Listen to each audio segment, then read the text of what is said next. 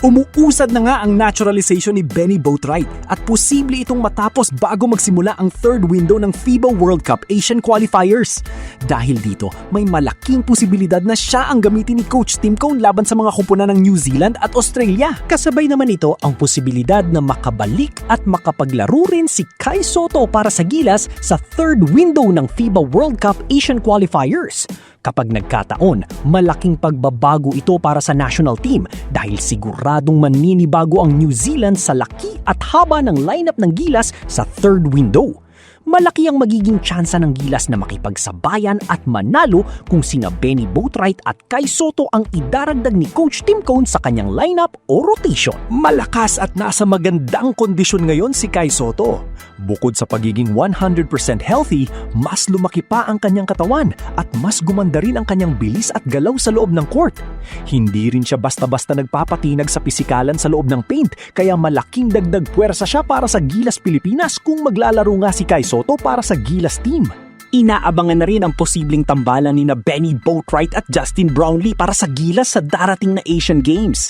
Dedepensahan ng Gilas ang kanilang championship title ngayong taon sa Japan at hangad ng kupunan na makagawa ng kasaysayan sa pamamagitan ng pagkuha ng back-to-back championship title na matagal na rin na hindi nagagawa ng Gilas men's basketball team sa Asian Games. Gayunpaman, hindi magiging madali ang kanilang misyon dahil kung matatandaan natin, hirap na hirap din ang Gilas noong nakaraang Asian Games.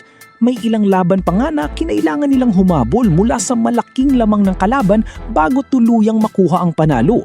Ipinakita lamang nito kung gaano kahigpit ang kompetisyon sa torneo. Sa Asian Games 2026, inaasahang mas mabigat ang magiging hamon para sa Gilas dahil siguradong malalakas na lineup ang ihaharap ng China at Japan. Lalong-lalo na ang China na siguradong motivated na makabawi matapos silang talunin ng Gilas mismo sa kanilang home court noong nakaraang torneo. Dahil dito, asahan na magiging mas agresibo at mas preparado ang Chinese team sa kanilang muling paghaharap laban sa Gilas ngayong 2026 sa Asian Games. Kung maglalaro si Kai Sotto, posibleng maibalik ni Coach Tim Cone ang lakas ng Gilas na minsang tumalo sa mga kupunan ng New Zealand at Latvia. Samantala, maayos naman ang takbo ng proseso ng naturalization ni Benny Boatwright. Nakakasagot din siya ng maayos sa mga tanong ng mga senador, kaya naman nakikita natin na malaki ang posibilidad na agad matapos ang kanyang naturalization process. Dahil dito, walang masama kung siya ang gamitin ni Coach Tim Cone sa third window ng FIBA World Cup Asian Qualifiers laban sa kupunan ng New Zealand. At bukas na bukas ang posibilidad ng pagbabago sa Gilas lineup pagdating ng third window ng FIBA World Cup Asian Qualifiers. Posibleng si Justin Brownlee pa rin ang gagamitin bilang naturalized player ni Coach Tim Cone dahil na rin sa ipinakita ng Gilas nung nakaraang window na kaya nilang makipagsabayan sa kupunan ng New Zealand kahit wala si Kai. 3 puntos lamang ang naging agwat ng New Zealand laban sa Gilas nung third window ng FIBA World Cup Asian Qualifiers. Ito na ang pinakamalapit sa panalo kahit na walang Kai. Gayunpaman, ayon kay Coach Tim Cone, wala ring halaga ang dikit na iskor sa laban kung matatalo pa rin ang kupunan. Maliwanag na ang pangunahing layunin nila ay ang makuha ang panalo at ito talaga ang target ni Coach Tim Cone. Kung makakapaglaro nga si Kai Sotto sa third window ng FIBA World Cup Asian Qualifiers, posible nilang mas mapapalakas pa ang kanilang tsansa na makamit ang tagumpay laban sa team ng New Zealand. Alam na alam din niya ni Coach Tim Cone at paulit-ulit niya itong nababanggit sa kanyang mga interview na iba pa rin talaga kapag may Kai Sotto ang Gilas. Madalas niya itong sabihin tuwing tinatanong siya tungkol kay Kai dahil malaking bahagi talaga siya ng lakas ng national team. Gayunpaman, dahil sa kanyang injury noong second window ng FIBA World Cup Asian Qualifiers, hindi nakapaglaro si Kai para sa Gilas team. Bukod dito, hindi pa rin siya nasa 100% kondisyon noong mga panahong iyon.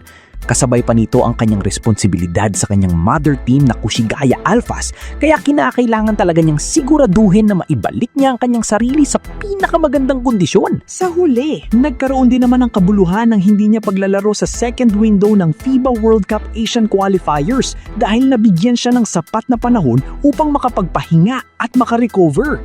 Malaki ang naitulong ng break na yon kay Kai Sotto at nakita agad ang resulta nang makapagtala siya ng sunod-sunod na double-double performances sa B-League. Hindi pa kumpirmado pero mukhang posibleng lumipat ng team si Kai Sotto sa Japan B1 League. Ito ang isa sa mga lumalabas na maaaring mangyari kay Kai bukod pa sa posibilidad ng kanyang paglalaro sa USNCAA Division 1. Kasabay nito, magkakaroon din ng pagbabago sa Koshigaya Alphas matapos magpaalam sa koponan si Coach Anzai bilang kanilang head coach. Ang magandang balita naman, kahit nalagay sa alanganin ng Koshigaya Alphas ngayong season at muntik nang bumaba sa B2 League, ay nakaligtas pa rin sila at mananatili sa B1 level sa susunod na season.